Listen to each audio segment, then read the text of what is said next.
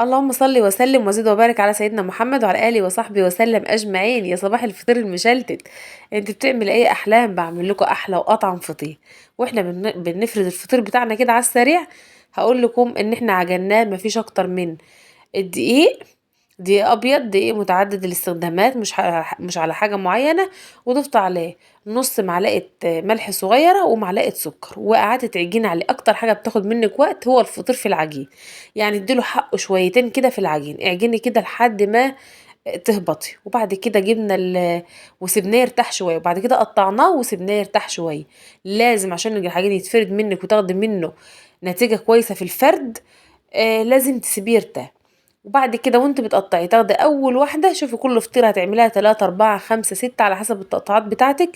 وتفردها على صينيه ستانلس، تدهنيها سمنه على زيت او زيت على زبده زي ما تحب. انا هنا حطيت زبده على زيت، زبده على سمنه، وحطيتهم كده. وطبعا كنت نسيت احط الفطيره في قلبها. فانت بتجيبي الفطيره بتاعتك، القطعه بتاعتك، وتفردها كده وتعكي ايدك الماده الدهنيه بتاعتك، وتبداي تفردي وتحطي اللي انت فردتيه في قلبها وتطبقي عليه بنفس الطريقه اللي انتوا شايفينها كده. هيطلع معاكي احلى فطير. كانت حماتي وحشاني جدا جدا وهما بيحبوا الفطير، وقلت لازم اروح افطر معاه، ولما نفطر مع بعض يبقى نفطر حاجه سخنه.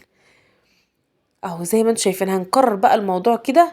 دي رابع قطعه معايا. انا عملت الفطيره بتاعتي 5 قطع، فتطلعها بالطريقه اللي انت حباها.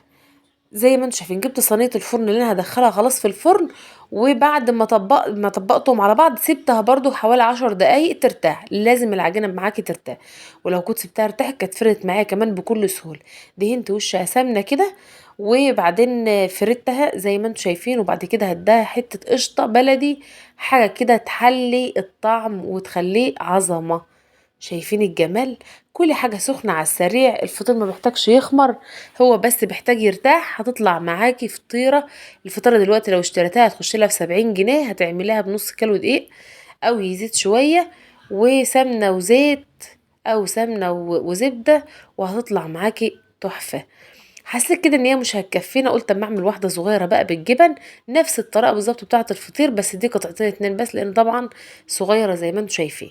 بس طبعا احنا قلنا بقى هي هناكل كله، بس يعني فاض منا والله. يعني اديتها برضو وش كده من القشطه البلدي اللي هي وشة اللبن. واديتها بقى رشه من الزعفران، من زعفران ايه، من اسمه ايه، مش شمر.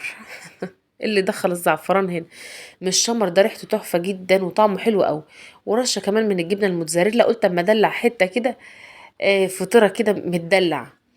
نستهبل كده ونعملها بيتزاي.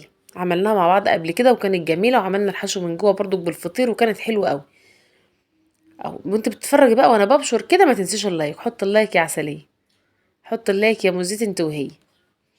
شايفين؟ حط بقى في الفرن بتاعك وطلع احلى فطير عظمه. اقسم بالله تحفه جدا جدا وطري وجميل. وساعه ما يطلع من الفرن غطيه كده بفوطه من عندك، هتلاقيه معاكي تحفه تحفه تحفه تحفه. شايفين؟